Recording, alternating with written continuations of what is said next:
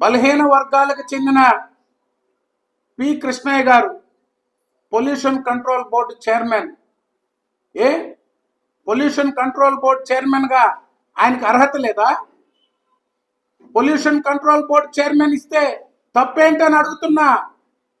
మీ అత్తలు, మీ మామలు, మీ కుటుంబానికంతా ఈ రాష్ట్రం అంతా పంచిపెట్టారే వైస్ ఛాన్సలర్లు, ఎక్కడెక్కడ పదవులన్నీ మీ ఇంట్లో, మీ కంపెనీల్లో పనిచేసే వాళ్ళకి చైర్మన్లు ఇచ్చుకున్నారు. తెలుగుదేశం పార్టీ, చంద్రబాబు నాయుడు గారు, కూటమి ప్రభుత్వం ఎప్పుడు అలా చేయలే. ఉమ్మడి రాష్ట్రంలో ఒక నిజాయితీ గల అధికారి, ఐఏఎస్, ఆయన అనేక జిల్లాలకు కలెక్టర్గా చేశారు, టీటీడీ ఈఓగా పనిచేశారు, విద్యాశాఖ కమిషనర్గా, ఫిషరీస్ కమిషనర్గా.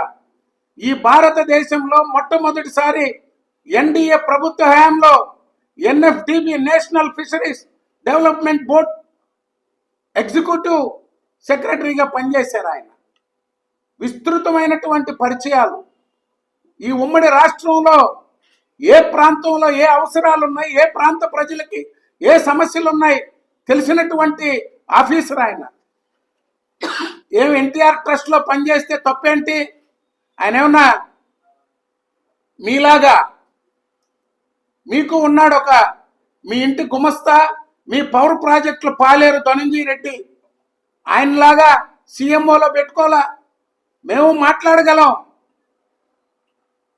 ధనంజయ రెడ్డి గురించి, జవహర్ రెడ్డి గురించి, మీరు పెట్టుకున్న ఆఫీసర్లందరి గురించి. సంస్కారం కాదు. ఎవరు ఏ ప్రభుత్వం అయినా, ఏ పార్టీ అయినా, ఎవరితో వారు సన్నిహితంగా ఉన్న ఐఏఎస్లు, ఐపీఎస్ల గురించి మాట్లాడే ముందు ఏం మాట్లాడుతున్నావు? వాడు వీడు ఫోటో భువనేశ్వరి, నీకు అసలు సంస్కారం ఉందా జగన్మోహన్ రెడ్డి అని అడుగుతున్నా.